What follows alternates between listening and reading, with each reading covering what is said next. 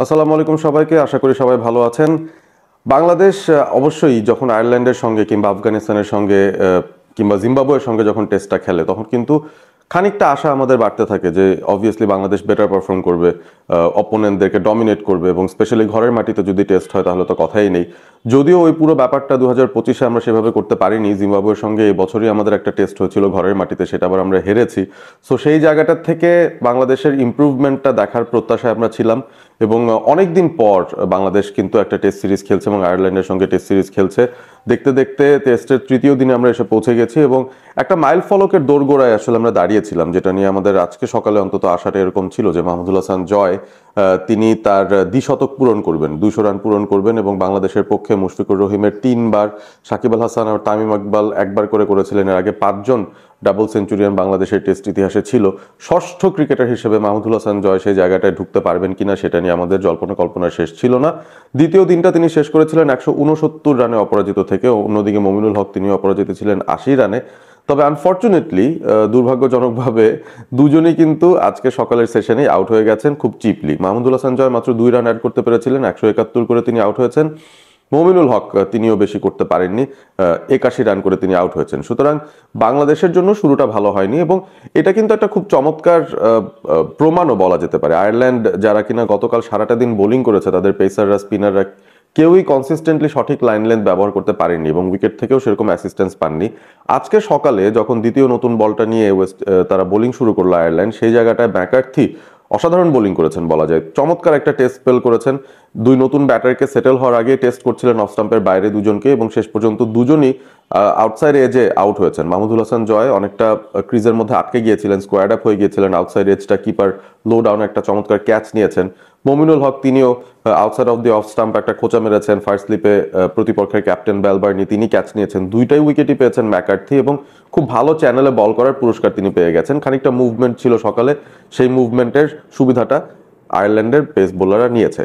But মূলত এই ভিডিওতে আসলে বাংলাদেশের কারেন্ট যে সিচুয়েশন, যেখানে নাজমুল শান্ত 50+ করে ফেলেছেন, মুশফিকুর রহিম খুব বেশি করতে পারেননি, 23 রান করে আউট হয়ে গেছেন তার 99তম টেস্ট, এবং তারপর লিটন দাস এবং শান্ত মিলে লাঞ্চ সেশনটা বেশ ভালো মতন পার করে দিচ্ছিলেন। আমি দেখেছি নাজমুল শান্ত তার ষষ্ঠ 50টাও তুলে নিয়েছেন ইতিমধ্যেই।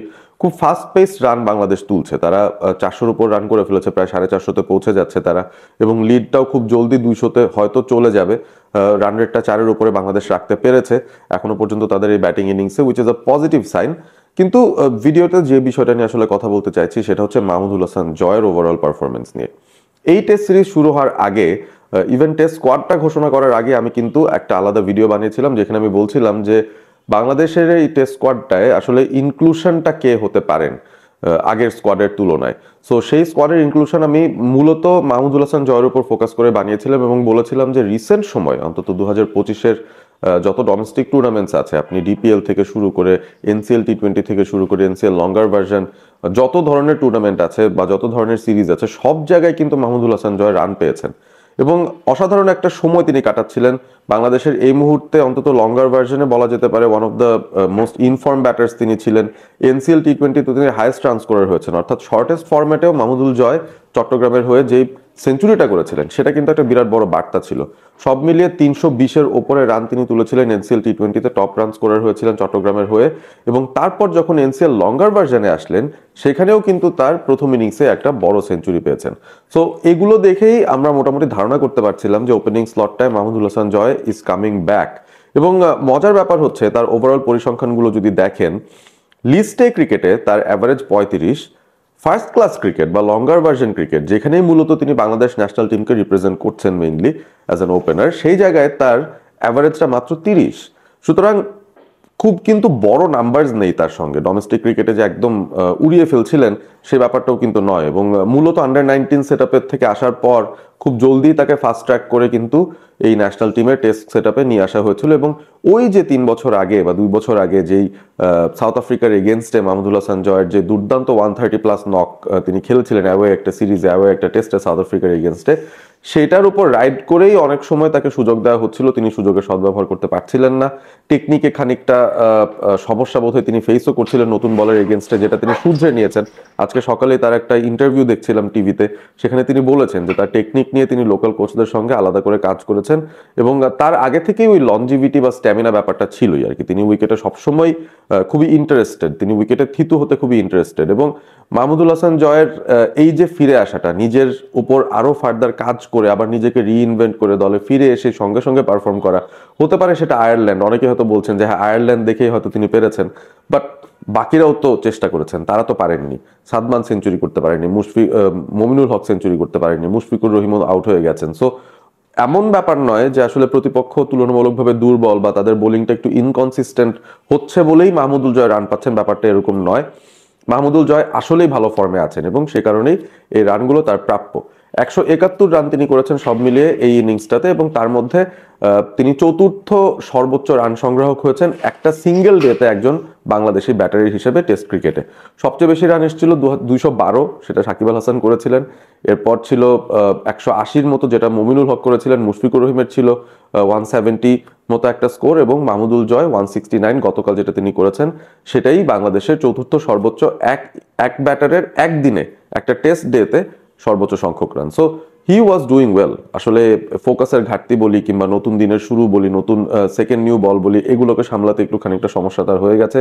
200 রান পাননি, সে আক্ষেপটা নিশ্চয়ই তার থাকবে। তবে আমার কাছে মনে হয় যে মাহমুদুল হাসান জয় যদি কনসিস্টেন্টলি এই পারফরমেন্সটা দিয়ে যেতে পারেন, বাংলাদেশের ওপেনিং স্লটটায় বা টপ অর্ডারটায় একটা নির্ভরযোগ্যতা চলে আসবে।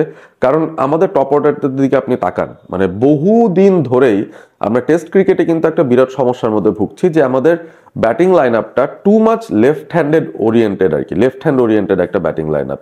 যখন সাদমান এবং জাকির হাসান ওপেন করতেন, 3-এ যখন শান্ত নামতেন, 4-এ যখন মমিনুল নামতেন, আমাদের টপ 4-এর চারজনই ছিলেন বাঁহাতি ব্যাটার, এবং সে কারণে আমরা একটা ভ্যারিয়েশন চাইছিলাম। আমরা চাইছিলাম যে একজন ডানহাতি ব্যাটার যদি টপ অর্ডারে থাকেন, যিনি টপ 4-এর ভিতর থাকতে পারবেন। এখন মমিনুল আর শান্ত তো 3-4-এ খেলবেনি। সো আলটিমেটলি ওই টপ 2 পজিশনস বা ওপেনিং স্লটে মাহমুদুল হাসান জয়ের ভালো করাটা বাংলাদেশের টেস্টের জন্য খুব ইম্পর্টেন্ট, এবং সেই জায়গাটা মাহমুদুল হাসান জয় অন্তত এই আয়ারল্যান্ড সিরিজের শুরুর টেস্টটাতে প্রমাণ করে দিয়েছেন। তিনি বড় একটা নক খেলেছেন, 171। অনেকদিন পর একজন বাংলাদেশি ক্রিকেটারকে দেখলাম যিনি একটা লম্বা নক খেলছেন, প্রায় 200 রানের কাছাকাছি পৌঁছে যাচ্ছিলেন, এরকম একটা নক তিনি খেলেছেন, সারাদিন ধরে ব্যাট করেছেন। এই বিষয়গুলো কিন্তু খুব পজিটিভ, এবং আশা করব যে মাহমুদুল হাসান জয় সামনের দিনগুলোতেও তার এই যে পজিটিভিটিটা আছে, তার যে ফর্মের ব্যবহারটা আছে, তিনি যে টেকনিকে পরিবর্তন এনেছেন আর একটু সলিড হয়েছেন, সেই ব্যাপারগুলো বাংলাদেশ ইউটিলাইজ করার চেষ্টা করবে। এছাড়াও যদি বলি, একটা আক্ষেপের সময় বাংলাদেশে গিয়েছে ব্যাটিংয়ে, যেই ধরনের উইকেট ছিল এবং প্রতিপক্ষের যে ধরনের বোলিং অ্যাটাক, আপনি যখন 80 করে ফেলছেন, সেই 80 করার পরে আসলে সেঞ্চুরি না করাটা একটা ক্রাইমের মতোই বলা যায়। ফোকাসটা ধরে রাখতে হবে, নিজের মোটিভেশনটা ধরে রাখতে হবে। সাদমান তিনি একটা ন্যাচারাল নক খেলেছেন বলা যায়, 104 বলে 80 রান করে তিনি আউট হয়েছেন, গতকালের কথা বলছি। তবে সেখানেও তার অ্যাগ্রেসিভ মাইন্ডসেটটা একবারের জন্য তিনি চেঞ্জ করেনি। এই কারণে আমি তাকে ছাড় দিচ্ছি ওই সেন্সে যে হ্যাঁ, তিনি তার ফ্লোতে খেলার চেষ্টা করে যাচ্ছিলেন, এবং সেরকম ফ্লোতে খেলতে গিয়ে একটা এজ হয়ে গিয়েছিল, এবং উইকেট কিপার ভালো একটা ক্যাচ নিয়েছেন। ইনিশিয়ালি তো রিভিউ নিতে হয়েছিল আয়ারল্যান্ডকে, দেখার জন্য যেটা স্নিক হয়েছে কিনা, কারণ আম্পায়ার নট আউট দিয়েছিলেন। যাই হোক, ওইখানেও সাদমানের সেঞ্চুরিটা কনভার্ট করা দরকার ছিল, এবং মমিনুল হক বাংলাদেশের হাইয়েস্ট নাম্বার অফ হান্ড্রেডস যার দখলে, 13টা সেঞ্চুরি যার দখলে, সে মমিনুল হকও সেঞ্চুরি করতে পারেননি। এই আক্ষেপগুলোই কিন্তু বাংলাদেশকে পরবর্তীতে পোড়াবে, নট বিকজ আপনি ইন্ডিভিজুয়াল গ্লোরিটা মিস করেছেন সেটার জন্য না। আমার পয়েন্টটা হচ্ছে, যখন আপনি সেট হয়ে গেছেন, যখন প্রতিপক্ষ এই অবস্থায় আছে, যখন 5 দিনের একটা টেস্ট ম্যাচ আপনি ডমিনেট করার সুযোগ পাচ্ছেন, একটা মাত্র ইনিংস খেলে প্রতিপক্ষকে আসলে ইনিংস হারিয়ে দেওয়ার একটা সুযোগ আপনার চোখের সামনে আছে, সেই জায়গাটা আসলে আপনি হেলায় হারিয়ে ফেললেন। এবং এই ব্যাপারটা নিয়ে কিছু আলোচনা আমি করতে শুনেছি বিভিন্ন মহল থেকে, ক্রিকেট এক্সপার্টরা ওয়ার্ল্ড ওয়াইড, তারা বলছিলেন যে মুশফিকুর রহিমের 20 বছর পেরিয়ে গেছে, তার 99তম টেস্ট তিনি এখন খেলছেন, তার অ্যাভারেজটা এখনো 37-এ আছে বা 38-এর দিকে আছে। 40 কিভাবে নয়, এটা নিয়ে সবাই অবাক হচ্ছেন যে আসলে উনার ক্যালিবারের একজন ক্রিকেটারের কিভাবে 40+ টেস্টে অ্যাভারেজ না এখনো। মমিনুল হকের অ্যাভারেজ কেন এখনো 40-এর নিচে আছে, যেটা একটা সময় তিনি যখন শুরু করেছিলেন তখন 50+ ছিল, কমতে কমতে কমতে কমতে এখন 37-38-এ যে ঠেকছে। সো তাদের কাছ থেকে আসলে বাংলাদেশ আরো অনেক বেশি এক্সপেক্ট করে, আমরা অনেক বেশি এক্সপেক্ট করি, এবং তাদেরকে ইন্সপায়ার্ড থাকতে হবে, এবং তাদের সঙ্গে সঙ্গে এই যে টপ অর্ডারের ডানহাতি ব্যাটার মাহমুদুল হাসান জয়, তাকেও কিন্তু পারফর্ম করে চলে আসতে হবে। এই যে ইনিংসটা তিনি খেলেছেন এটার ভেতরে আপনি দেখবেন যে পেস এবং স্পিন দুই ধরনের বোলিং এর এগেনস্টে জয়ের পারফরমেন্স অসাধারণ ছিল এবং যখন প্রয়োজন ধৈর্য ধরেছেন, অ্যাঙ্কর করেছেন, যখন প্রয়োজন যখন বাজে বল পেয়েছেন সেগুলোকেও পজিটিভলি ট্রিট করেছেন এবং সে কারণেই তিনি কিন্তু দুর্দান্ত একটা বড় নক খেলে ফেলেছেন এবং আক্ষেপ যে তিনি দ্বিশতকটা পাননি বা 200 রানে পৌঁছতে পারেননি বাংলাদেশের পক্ষে ষষ্ঠ ক্রিকেটার হিসেবে। যাই হোক, মাহমুদুল জয়ের জন্য শুভকামনা, বাংলাদেশ দলের জন্য শুভকামনা।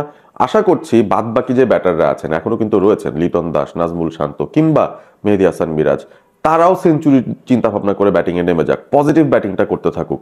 উইকেট যতক্ষণ ভালো আছে উইকেটের বেস্ট ইউটিলাইজেশন বাংলাদেশ করুক এবং ইনিংস ব্যবধানে আয়ারল্যান্ডকে হারানোর একটা পরিকল্পনা তারা করে ফেলুক। ইতিমধ্যেই ব্যাটারদেরকে আমরা ভালো ফর্মে চাই।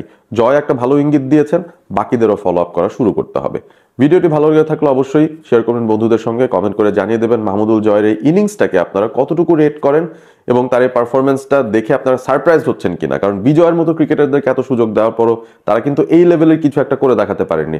মাহমুদুল জয় ফিরে এসেই একটা বড় নক খেলেছেন, আমার মনে হয় তার জায়গাটা আবারও তিনি সিল করে ফেলেছেন। আমরা শুধু আশা করতে পারি তিনি যেন পরবর্তীতে এই ফর্মটাই বজায় রাখতে পারেন। কমেন্ট করে জানিয়ে দেবেন জয়ের ইনিংসের ব্যাপারে আপনাদের মতামত। বাংলাদেশ কত ব্যবধানে জিততে পারে সেটাও জানিয়ে দিতে পারেন।